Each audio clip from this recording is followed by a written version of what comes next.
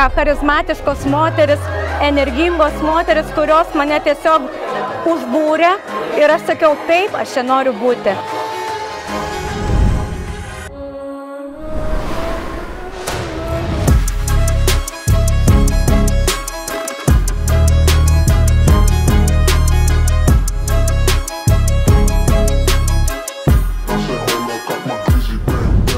Nes turime komandą verslių moterų su skirtingais talentais. Juos reikia tik apjungti ir įgalinti veikti kartu.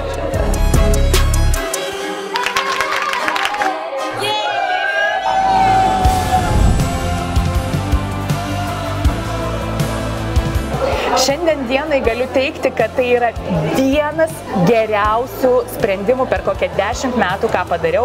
Aš pagaliau tapau ne vieniša verslininkė, o verslininkė su labai dideliu būriu ir komanda bendraminčių.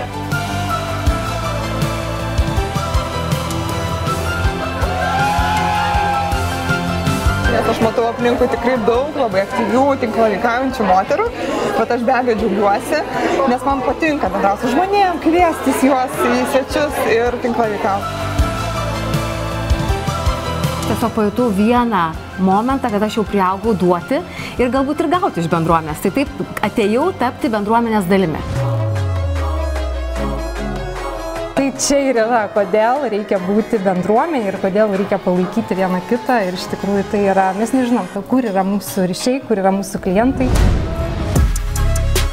Ir per tuos unikalius sukurtus santykius aš ne tik kad verslą galiu auginti, aš galiu sukurti net ir naują verslą ateityje.